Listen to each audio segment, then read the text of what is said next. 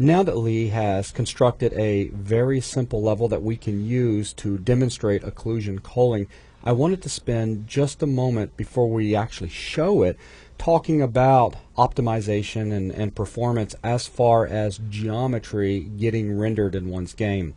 Now, of course, occlusion culling is only available for Unity Pro, but I wanted to remind those that are completely new to Unity that we're not locked in to only occlusion culling and frustum culling for controlling the visibility of our geometry inside the game.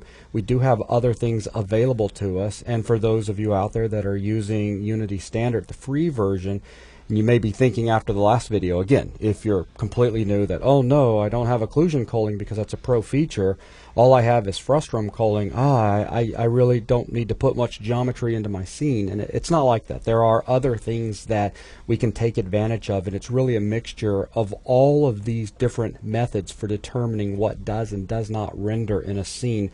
And these are things that we will be talking in upcoming video sets about, but I just wanted to mention we've got camera clip planes that we can control, so we can control a near and a far clip plane. So as we come in here and we begin manipulating, as Lee's now jumping in to do some demonstration. There he goes. You see blue out there in the far distance because it's just sky. So whoa, so we can basically control, and you can see this too if we were to actually look in a preview with the camera selected, or not preview, but the scene view. If you look carefully there, you can see it. Yeah, the frustum of the camera itself. So we can see the area in which we're seeing. Once you get beyond the far clip plane, then objects past that simply don't get handed off to be rendered. So we've just picked up some performance right there. We have layer culling, which is something we can get into a little bit later on as Lee adjusts this back while we're playing the game. Let's see. So camera clip planes. We've got layer culling. We've got distance-based. Of course, we can control renderers for each game object ourselves. So we could have the renderers disabled or enabled depending on a range based off a script that we put together.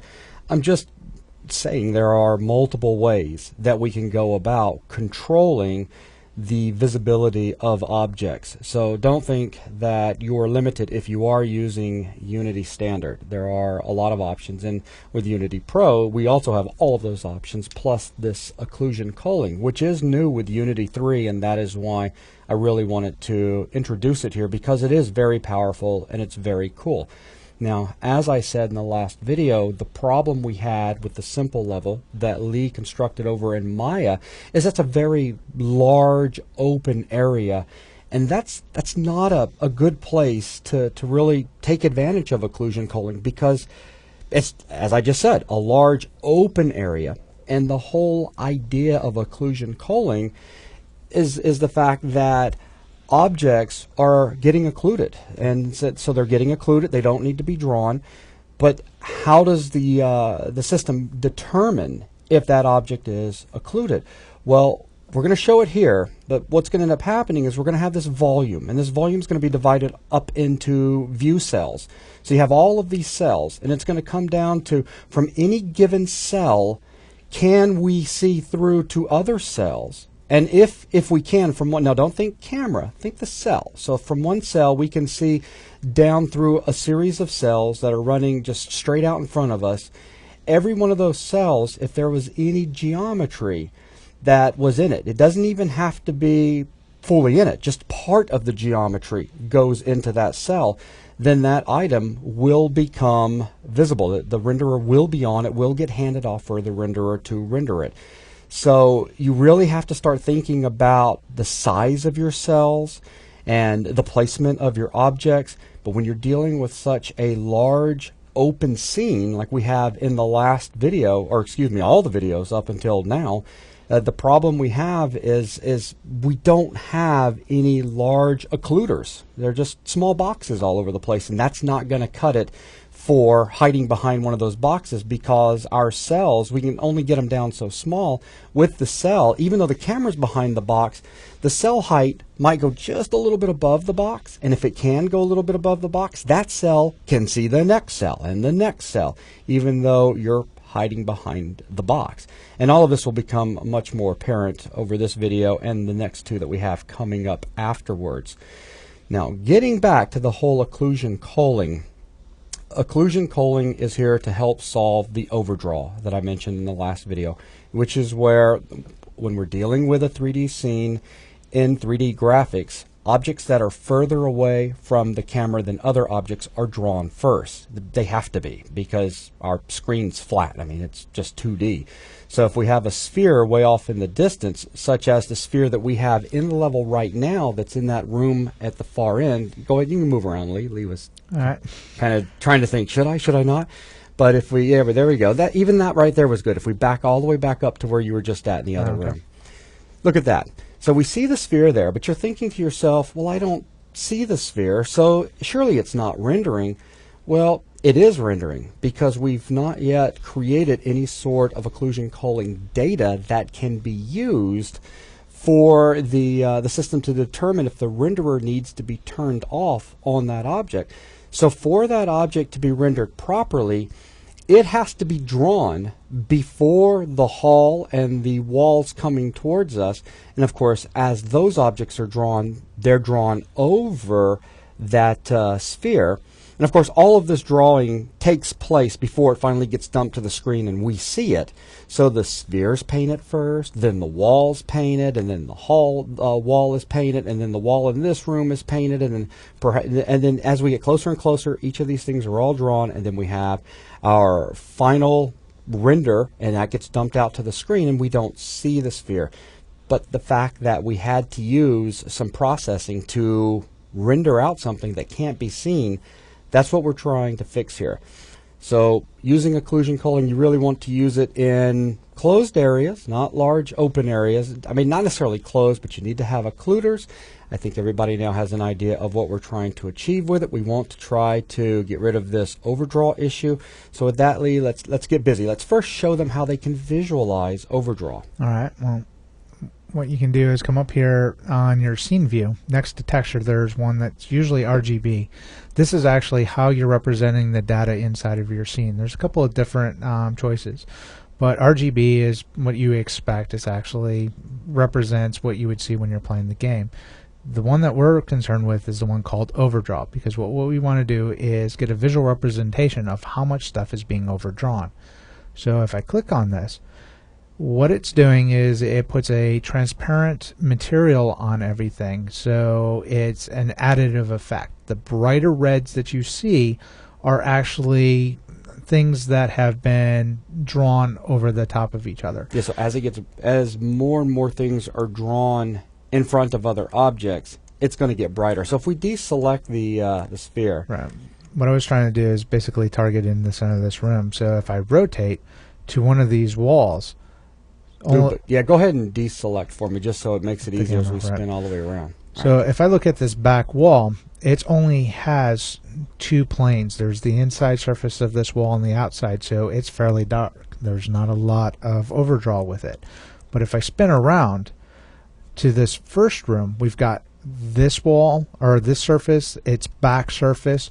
We have pretty dark. We have the hallways, inner surface and outside. We have the second room's inner and outer surface. Brighter. We have then the ball's inner or its surface, both the front and the back of the ball. Brighter. And then we've got the second room's sidewall, which has an inner and outer surface. So right through here, where we're passing through all the possibilities, it gets brighter and brighter. If I maneuver our camera in such a way that I then put this pylon in the way, it gets brighter still. Absolutely. Now, in fact, if you back up to where we go outside the back wall behind us, yeah, there you go. Now you just, yeah, now that's getting crazy. So now we're going through all the walls, the character, one of the pylons, the ball, and the back wall. So every bit of geometry in the scene is being passed through at this point in time, and it gets it as the brightest it is right now. As your levels get more complex and there's more stuff in it, this problem just compounds itself. Yeah, I mean, there's right now the ball wouldn't need to be drawing. Well, we're outside the level. Actually, the whole thing wouldn't need to be drawing inside. You know, I mean, just the back wall. It should all be occluded basically, if we were to be out here in space for whatever reason. But stepping inside, like right from right here, the ball shouldn't be drawn. The right-hand wall in that far room and the left-hand wall in the far room, those shouldn't be drawn.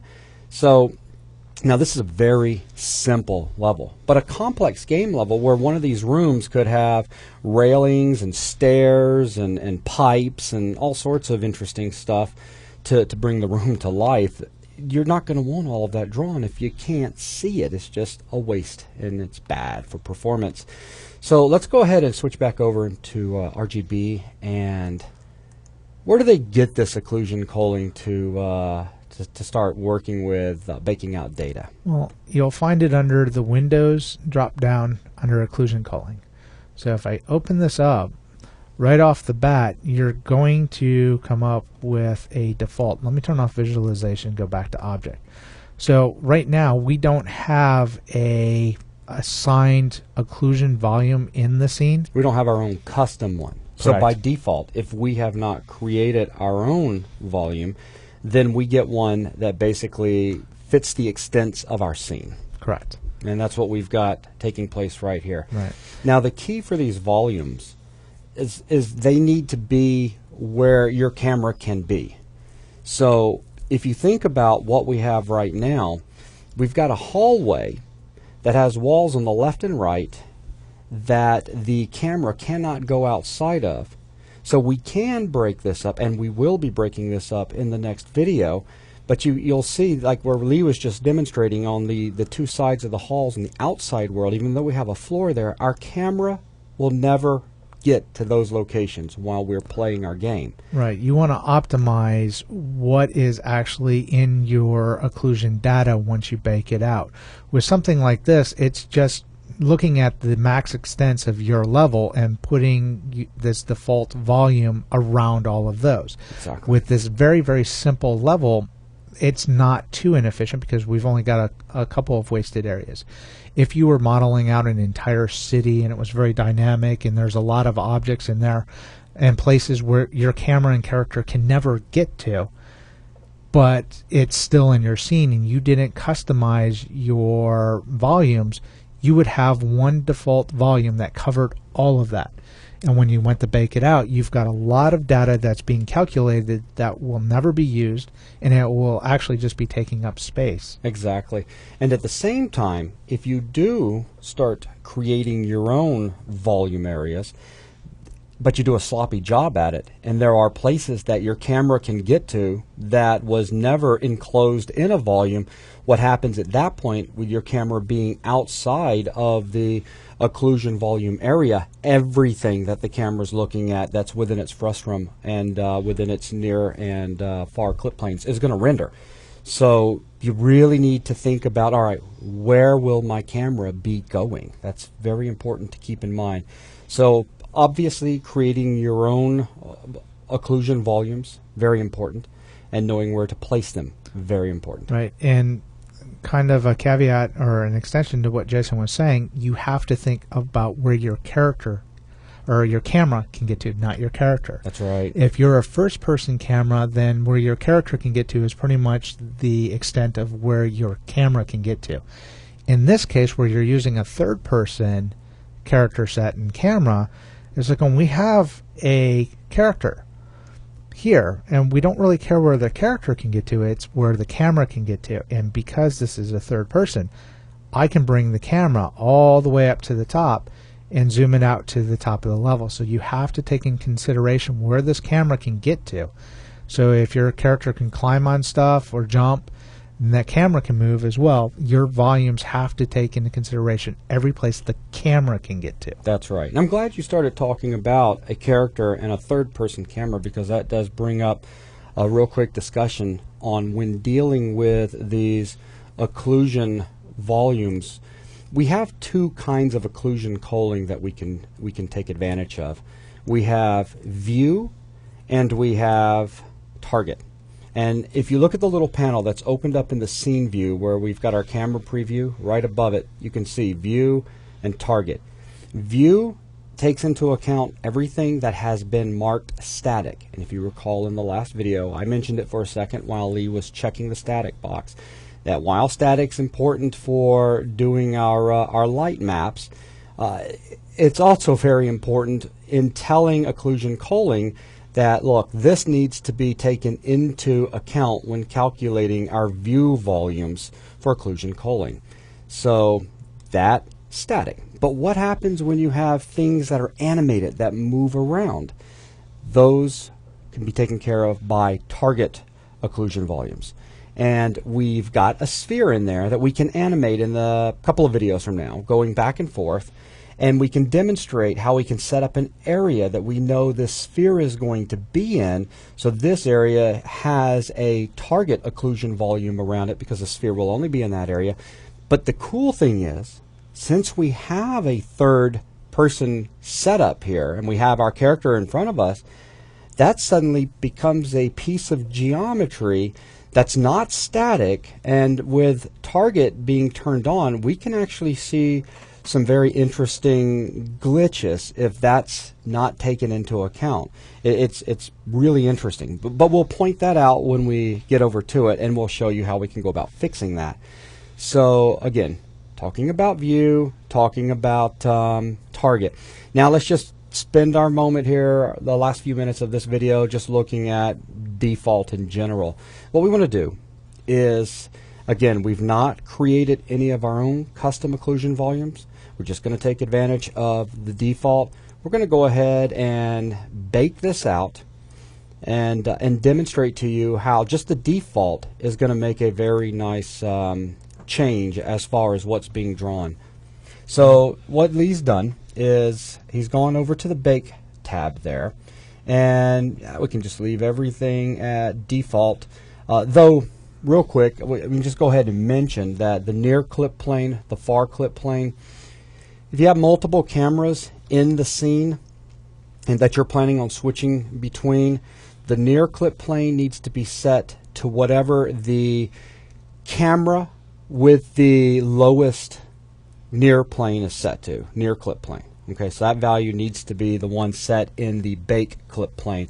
And then the far clip plane inside of our occlusion culling window needs to be set to whichever camera in your scene has the largest distance set for its far clipping plane. Okay, so camera with the nearest needs to be set inside this panel here on the near clip plane. Camera with the farthest needs to be set in here for the far clip plane. And let's see, we're going to do a bake quality of preview here. Now we've got preview and production. Preview is going to give us much faster results that we can then go in and analyze and decide, do we need to change our view cell size, etc. And production is what we're going to do when we're getting ready to deploy on the iPhone or our final build, basically. Right. Production takes a lot longer to calculate, but it's much more accurate in the results of what cells can be seen from other cells. Exactly. So preview just gives us a rough look with a scene that is as simple as ours. Preview is going to give us almost identical results as production. Yeah. But if you were to have a large complex of rooms and hallways and stuff, you would definitely want to go to a production bake before you actually release that game. So let's go ahead and bake this one out. And just like you saw with light mapping, we get a little status bar down here so we can see. And because our scene is so simple and there's so little geometry in it, this is actually fairly quick calculation. It is. And it's super complex with cell size down low and production quality. This is another one of those push the button, go to bed type ones. And so what just happened was each of these view cells were just analyzed, and basically a bunch of data was spit out that said, this geometry needs to be visible if the camera's in this cell and can see all the way down through all of these other cells to this cell here that contains some of the geometry, so that geometry needs to be made visible. We can visualize the result of our data that was baked out by coming over to the visualization tab. This is very cool. Check this out. We get to see two things taking place here. We get to see the result of the frustum culling. So even those of you again with Unity Standard, have frustum culling. So you can see how behind the camera we've got things that are not being rendered, and the room to the far right is not being rendered. So, and as Lee just grabs the camera and rotates around, everything that's not within that camera's frustum, it's not rendered. So yeah, you can spin it around. We're getting frustum culling. There are occlusion culling happening. Actually, if I put the camera back towards looking down the hallway, you can actually see now that we don't have the back wall, the side wall. That's due to frustum culling. But if you look in room 2, we're definitely inside the frustum of the camera, but we don't see the ball, we don't see either side walls, and we don't see the ceiling of this room. That is actually coming from the occlusion culling. Now if you rotate your scene view back around to where you're at that camera and you turn on the overdraw again,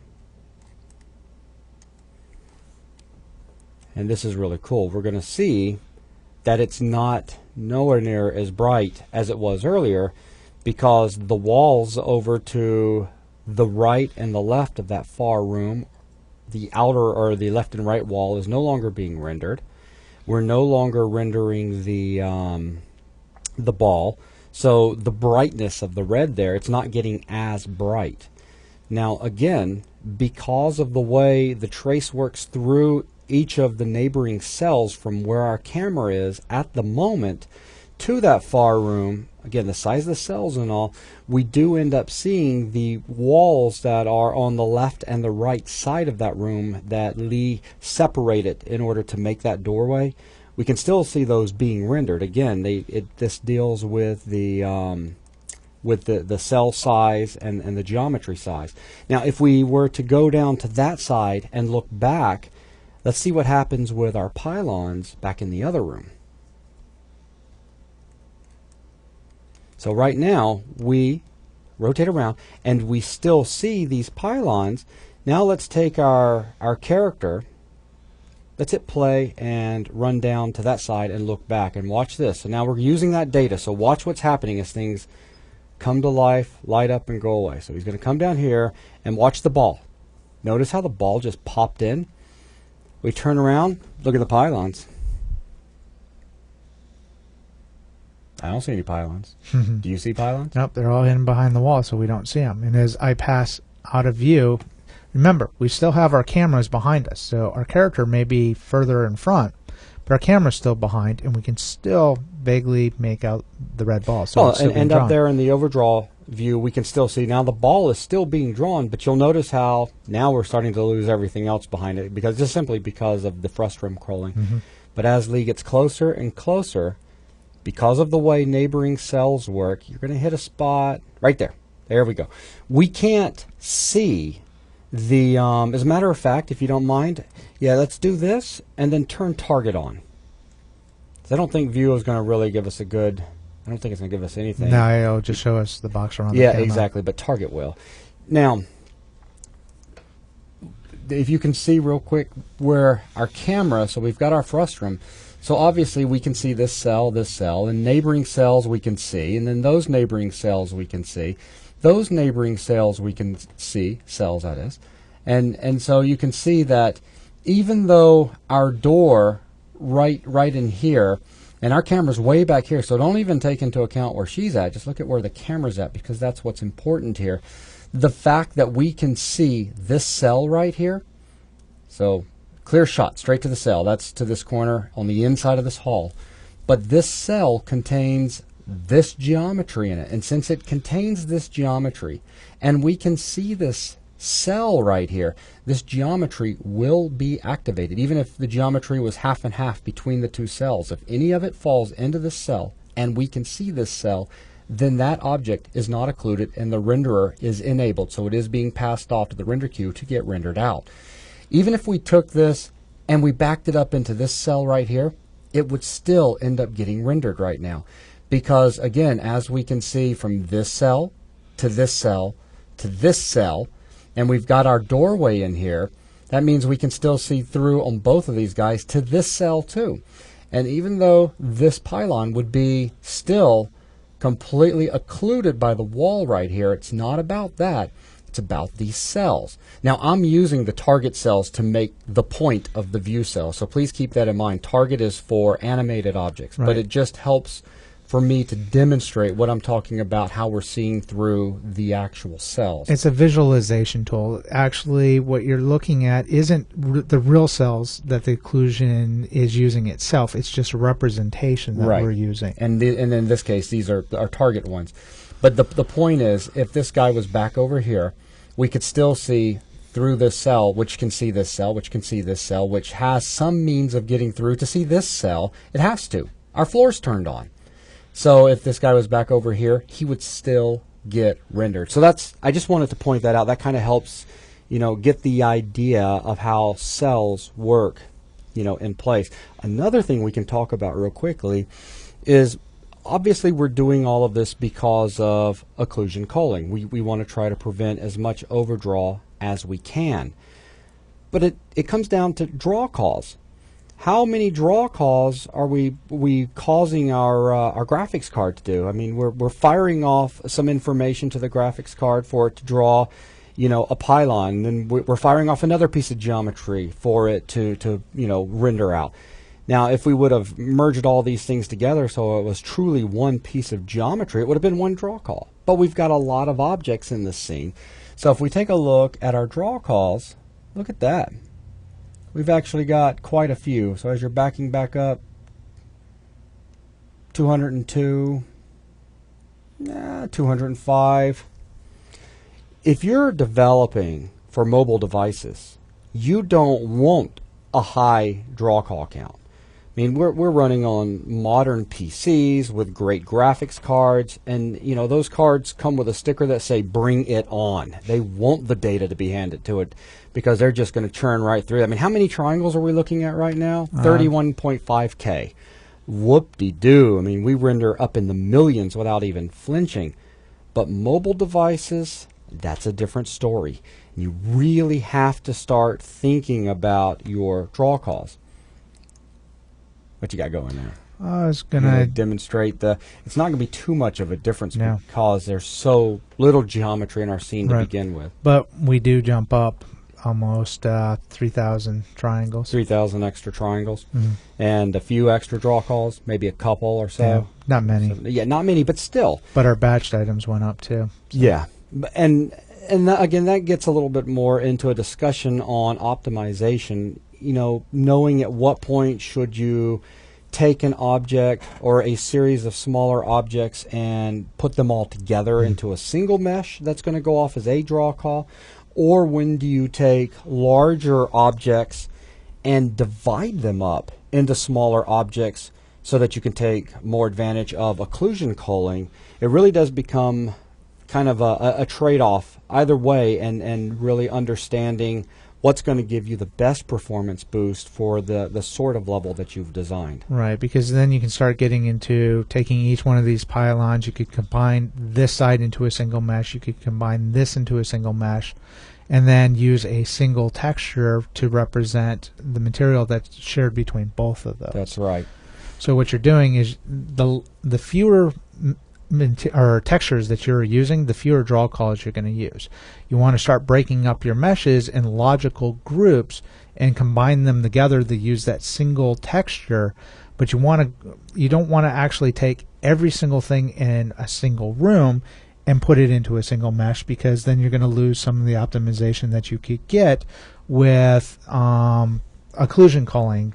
For example, basically if I were to take, let's say, those 6 pylons, and I had another object that was at the end of this, or at the other side of this room, and I combine them all into a single mesh, the fact that I can see this part of the mesh all of it gets handed off. Exactly, and it all draws. Whereas if I were to break it up into 3, where this object back here, this fictional object, was one mesh, all 3 over here were one mesh, and then the 3 over here were one mesh, then I would only see this particular mesh, and these 2 would not be drawn. That's right. The interesting thing to note here, again, this is what I meant by it all comes down to a balancing act, is in both cases we were talking about a single draw call. Because if we have all of it merged together, including this imaginary object that's in the center at the end of that room there where we could see it right now, if all of the geometry, the 3 pylons on the left, pylons on the right, and that center piece that's not really there, were all merged as a single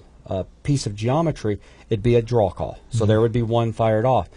But we have a lot of vertices, a lot of data. Now, of course, this is a very simple object we're talking about, so it's not really that many. But what if it had, you know, a couple 100,000 vertices and polys, because it was a very complex, detailed piece of geometry? So in this case, one draw call, but if we divided it up, now only the one that we're looking at in the center would be fired off to be drawn.